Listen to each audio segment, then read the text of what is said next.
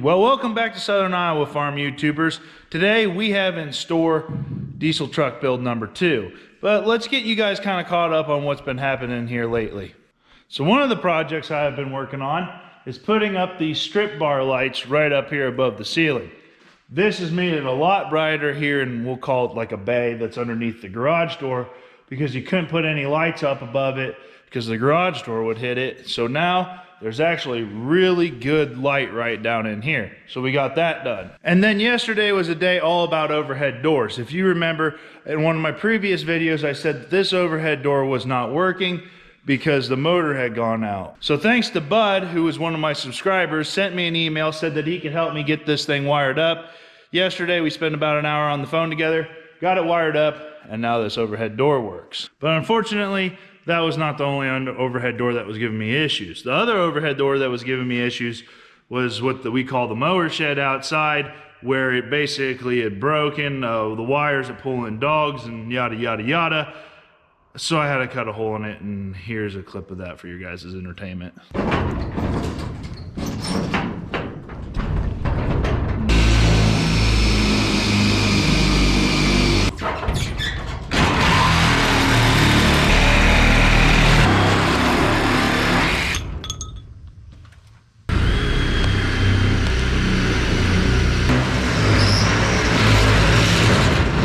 That is not the proper way to use a drill. I don't know if that did any good. I think I'm gonna need to cut out a section here. I'll have to patch it later.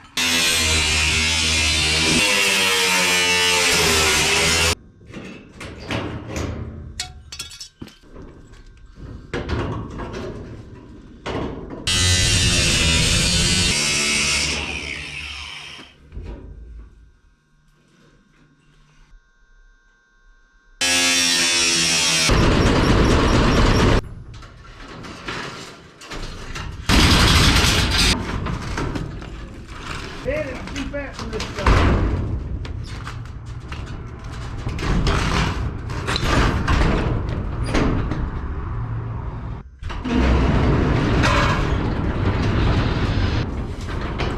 Good deal. Now I've got the big old hole in my garage door.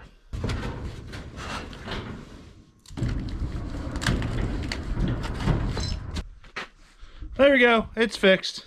So yep, after squeezing my slender body through that hole, we got that door opened up. But here's a catch. Apparently at some point in time, they changed the law where the overhead doors can't have a pinch deal in them or something along those lines. I don't know. And the guys are coming out to look at that overhead door to see what year it was, and if it's older where it still pinches, I can't just buy a new panel for the door, the one that I cut a hole in, and I actually got to replace the whole dang door. Good deal. But that gets you guys caught up to where we are right now and things that are going on. And today we get to spend some time with this beauty, making her the ultimate farm truck. So the first thing that I'm going to do is get that thing moved over here under my beautiful new light here, so I got excellent visibility. To do that, I'm going to sweep up these piles of mud, throw it into the bucket, and then take this bucket outside, move the stuff out, get that truck backed in right there, and then we can get to going.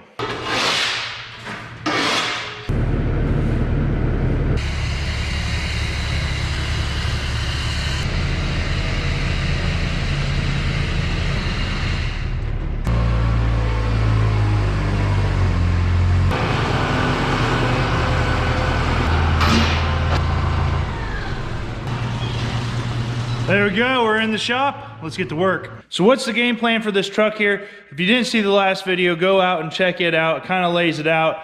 The tool skid is actually getting built at a welding shop for me right now. If you look at this truck here, the bed is actually in still really good shape. Problem is that the paint is starting to chip up, and if paint rusts, everything will start to happen. But my game plan, after some comments in the first video, is to put a bed liner onto the top part of this bed, onto the deck here. So let's go over what I've gotten. So what I ended up going with is this Raptor bed liner stuff. I got it off of Amazon. It was $100 for 4 bottles, I believe. And it came with an applicator gun and the thinner. This package is supposed to do just a regular bed of a pickup truck. So it should be able to do the top deck of this flatbed just fine. I also then suckered up and bought a full face respirator for protecting my eyes and keeping the junk out of my lungs. Kind of needed to get that along the lines. And then I obviously got some wire brushes because I'm going to today in this video wire brush up this bed and kind of get the prep work done for putting the bed liner on. I'm not ready to put the bed liner on today. I'm just doing the prep work. But when I was watching videos and things like that, they were saying that you don't want to apply this stuff directly to raw metal or exposed metal. Well, if we look here, I've got exposed metal. So what I'm trying to figure out is exactly what to do. I went and ordered, this is, what do they call this? Universal Adhesive Promotion. So I ordered one of these cans and then I actually just ordered another one of them because I didn't think one can is going to be good enough. Which this is supposed to help the bed liner actually grip to the bed, supposedly. But I don't know if that's technically not supposed to be applied to raw metal.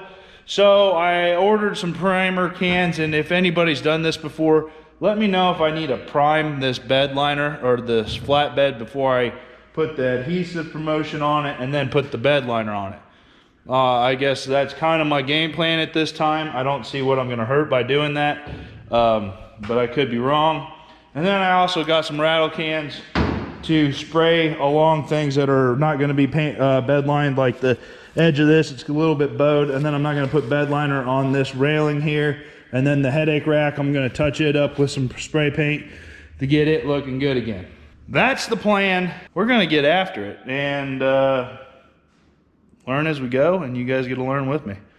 Let's see if we can get something done. Oh, I'll also link everything that I bought off of Amazon in the description below. So if this is something that you guys are maybe watching as a how-to video, good luck. And but if you guys want any of this stuff, it's down below. But I'm gonna start right here in this corner, check in with you guys, see how I think things are going, and if it's going good, we'll set you guys up on a time lapse and we'll get this bed wire wheeled here today.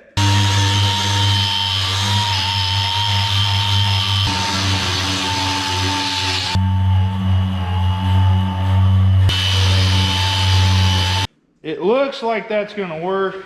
It's just gonna take a good bit of time to get this all prepped up here. My gut's telling me that I probably should primer this. But like I said, let me know in the comment section below if you guys have done something like this, if I should primer this bed before I put the adhesive on it and then spray it. So, time lapse, let's go.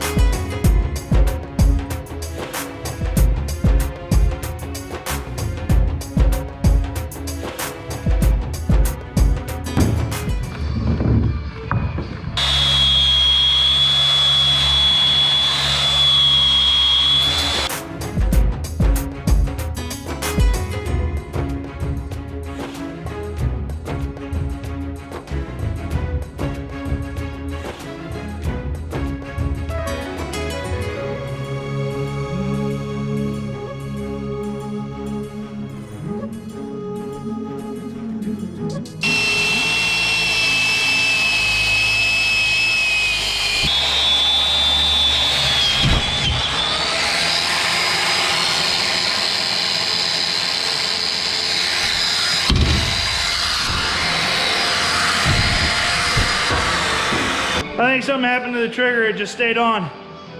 Oh, that's fun.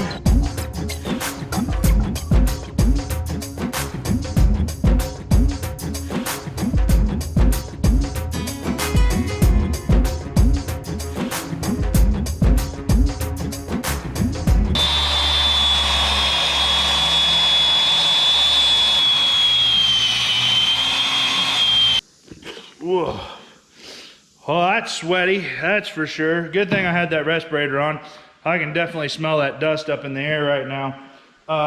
This thing is now wire brushed. I will probably have to put some like acetone or something like that on it to get it nice and good and clean, but I am gonna airbrush it or air wand it off now.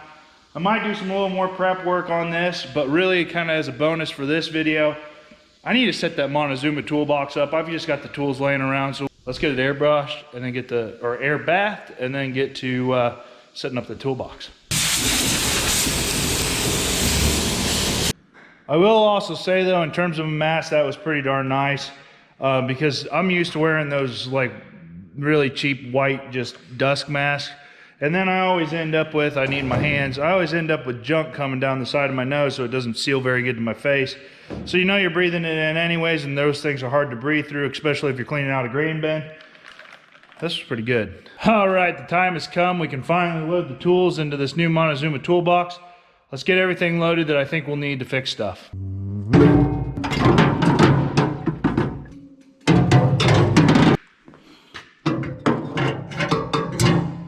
That should do it. We should be able to fix everything now. Close her up. She's ready to go. Just kidding. I got her all set up here. It took a while, but it's in there. It's what we'll call semi-organized. But off camera, I did some sweeping up. Yeah, I had parts all over the place because the anti-theft on those tools was about driving me crazy, just trying to get the tools off to get them into the toolbox. But I had plastic laying everywhere, so I did some sweeping off camera. Now I'm gonna fire up the wire brush again and do some more wire brushing. And when I was sitting here doing some stuff, I actually found that I got a crack here in the bed. So I'm gonna have to weld on that right there. There's a crack right there. And it actually gives the headache rack a little bit of a wiggle. So we're gonna have to take care of that. But that's not gonna be in this video. That'll probably be in the next video or one of the next videos that comes for working on this truck.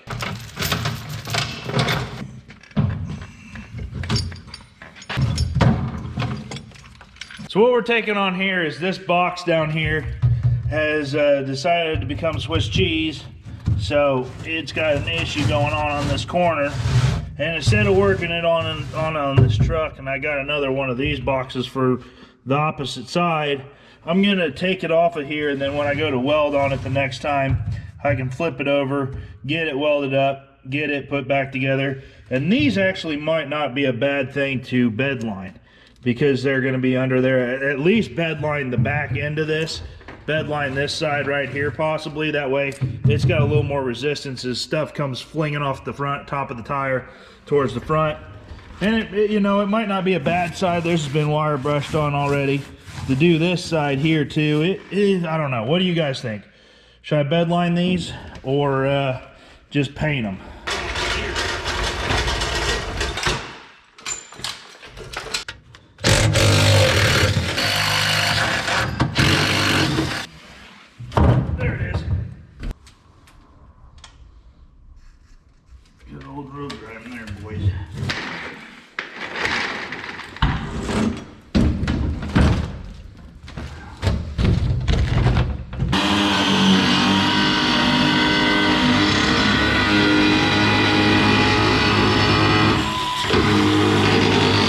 This pretty much well done. I mean, it created a lot of dust in here today. But coming up and what's going to be happening for this truck, we're going to get this thing washed up, painted up, probably primed if your guys' consensus says to prime it. Then we'll get the bed liner put onto it. We've got light kit that we're going to put onto this thing, upgrade the lights on it. I feel like I am going to order some tires off of Amazon, kind of do a review on those, see if they're any good. And then the tool skid, the parts for the tool skid will be coming in here. I'm thinking they're supposed to be in this upcoming week, so it won't be too long until that tool skid's done, and then this thing's pretty much ready to rock and roll for spring. So part 3 will be coming out the next time we get a chance to work on it. Thanks for hanging out with us again today, guys, and we'll see you on the next one. This here needs to be fixed, otherwise I'm going to expertly catalog things down the highway one day, and I ain't gonna be too happy when I'm going next time to boom, get out my chains right there, and I look down and there's no bottom there anymore, and somebody got lucky and found a bunch of chains and binders and everything going down the road. So let's figure out if we can get this off.